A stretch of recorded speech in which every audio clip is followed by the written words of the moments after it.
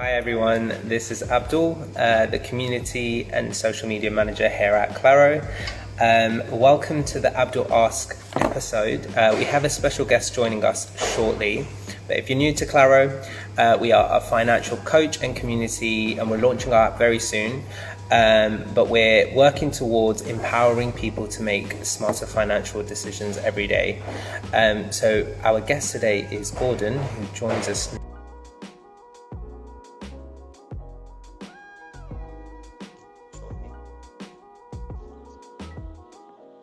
Hi. Hello.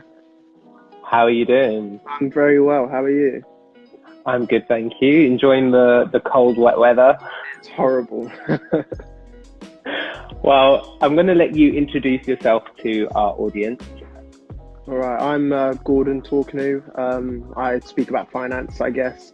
I'm just someone who is just like everyone else, just trying to make a way in this world, trying to achieve financial freedom, which I think is everyone's goal in the end. I do this through various means of, side hustles, and I still work a 9 to 5. So yeah, just your average guy, I guess, trying to make his way into this world. But yeah. Amazing.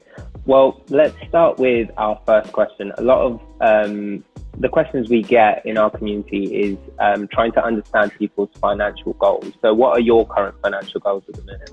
So I have 3 financial goals: short-term, medium term, and long-term.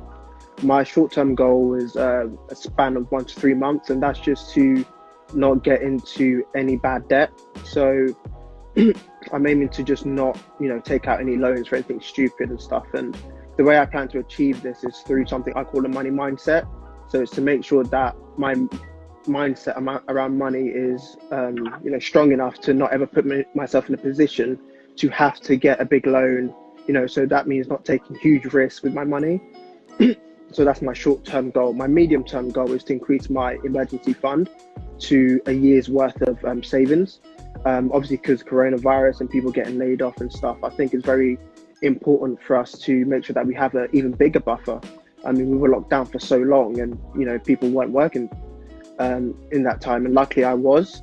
But next time it could be me not working for all those months. So for me, I think it's really important to build up that emergency fund so that even if I wasn't working for a year, I wouldn't be too worried about how to pay the bills. Then my long term is 5 years plus, is to eventually have my dividends payments paying for a substantial amount of my monthly expenses. So that's going to take a bit of a while to build up, but that's my long term goal. Amazing. It's good that you're thinking in sort of that timeline way of things. And like you said, we're getting this theme about emergency funds more commonly spoken about on these Abdul Ask series. Like, people are understanding, economically we are sort of changing. We're in a bit of a tricky space. So it's always good to have that sort of in your back pocket. But with your timelines that you've set yourself, how do you currently allocate your savings against these goals? So with, obviously my aim is to increase my income, but in terms of the savings, so it's just to bump up how much I save, and also with the dividend payments, also bump up how much I invest. So essentially, I'm going to be cutting down on kind of luxurious spending, like spending on eating out and stuff like that, and just reallocate those money into my emergency fund and also my long-term investments. So that's how I plan to kind of shuffle around my money. Great. So obviously the purpose of an emergency fund is quite clear. You can use it on a rainy day, not like today. But how do you decide where you save and invest? Like, is there something that you really value to put your saving and investment towards? Yeah. So with me, I just I look for growth as well as security. I don't believe in going all out in one direction or the other. So I tend to put, some of my money in stocks and ETFs, and then I tend to put like another percentage into high interest savings account.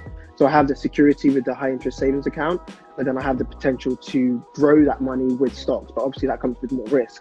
Hence why I like to do a nice split between those two avenues. That's good. So you are thinking about risk and potential return whenever you're making these investments? Exactly. Amazing. And then how do your personal values influence your investment? We're seeing sort of a growth in people becoming more socially aware, or they're really kind of in tune with more ethical products. Do you have any personal values that influence your decisions? Definitely. For me, I'm looking towards the future and kind of investments that can make the world better. So, for example, rather than investing in companies that might be using, fuel and petrol and stuff, I might invest in a company that's more sustainable. So just those little things, when I look through a company, I make sure that their value aligns with mine and that they're in the business to help the world, not to, take advantage of the world. So that kind of really influences, before I do any sort of deeper analysis, I make sure that the company has like a lot of the same moral values that I have, which is people over business and people over money. Amazing. I think that's a great value to have. And if you had like a top money saving win or a top tip, what would it be? It would definitely be, we hear a lot of talk about people saying that, the average millionaire has 7 streams of income, and that's all great. And I think some people go a bit wayward trying to have so many ways in which they earn money that they kind of become deflated. I know that's happened to me before. I would say that instead of, going wide, go deeper. So rather than having 7 streams of income that pay you, X amount each month, why not focus on 2 or 3 that give you that same amount of money? So for me, it'd be less about going wider and more about going deeper and how you earn your money. So, focus on one thing and then grow that, and then focus on another thing rather than trying to start 7 different things at once. Amazing. And I think that's part of what we are trying to do at Claro, just making sure that people are a bit more knowledgeable and aware of how to deal with finances. Because I think that's, as you mentioned, it's, you have a good grasp of your finances now, but that might not have always been the case. And for a lot of people, exactly. So there's a lot of jargon that goes out there, and that's part of what we're trying to do. Is we're trying to coach people in a way that they can make decisions for themselves, but in a smarter way, and without feeling overwhelmed by it. So I think you've made some great comments. We've had some people comment in our chat. People over business, what a great value. And I think that's, it's an amazing tip also to really dive into a business and understand where your investment works towards. So thank you for that. But before we leave, do you have any upcoming projects that you're excited to share about? And where can we find you on social media? On social media, it's just Gordon Talks on Twitter, and Gordon Talks at Instagram too. In terms of the estate that I have one project that I'm really looking forward to. It's going to be like probably a 5-year project, but I'm literally going to build a house from the ground up. So that's really exciting. So there's just, trying to fund that. But yeah, that's kind of what I'm looking forward to. But yeah, just kind of doing the same things. I think once in personal finance, once you get the foundation right, once you get through that jargon and you really understand what you're doing, it kind of just compounds, your knowledge just compounds, and so does your income. So for me, I feel like I'm at a stable foundational base, which, I'm looking to use that as a springboard to increase my financial literacy and my income and kind of, reach my goals too. Amazing. That sounds like a very exciting project you've got coming up. And I'd recommend anyone tuning in or as part of the Claro community to definitely check your page out. You do some great sort of money mindset motivational pieces, which I think is also quite important. Something that we are looking at Claro is kind of the effects of mental health with money, which sometimes is ignored, and mental health in general is a subject that it doesn't have a lot of focus on that. So I definitely would recommend checking your page out. It's definitely motivated me when I see those posts. So thank you for doing that. Well, thank you again for joining me today, and hopefully we will talk soon. Good luck with all your projects. Thank you. It's been great being on. Thank you. Take care. Bye. All right. Bye. I'm looking to put more into my stocks and put more into my other businesses and my real estate that I have. I have one project that I'm really looking forward to. It's going to be like probably a 5-year project, but I'm literally going to build a house from the ground up. So that's really exciting. So there's just, trying to fund that.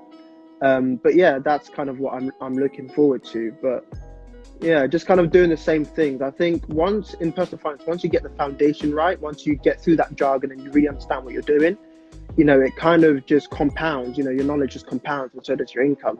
So for me, I feel like I'm at a stable foundational base, which, I'm looking to use that as a springboard to increase my financial literacy and my income and kind of, reach my goals too. Amazing. That sounds like a very exciting project you've got coming up. And I'd recommend anyone tuning in or as part of the Cloud community to definitely check your page out. You do some great sort of money mindset motivational pieces, which I think is also quite important. Something that we are looking at Claro is kind of the effects of mental health with money, which sometimes is ignored, and mental health in general is a subject that it doesn't have a lot of focus on that. So I definitely would recommend checking your page out. It's definitely motivated me when I see those posts. So thank you for doing that. Well, thank you again for joining me today, and hopefully we will talk soon. Good luck with all your projects. Thank you. It's been great being on. Thank you. Take care. Bye. All right. Bye.